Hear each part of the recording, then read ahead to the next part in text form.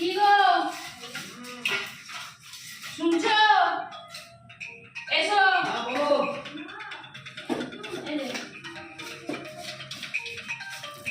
এই দেখ তো বাপের টুকটুকটা বন্ধ কর। কি গো, কিছু হয়েছে নাকি? কি হবে? শরীর খারাপ?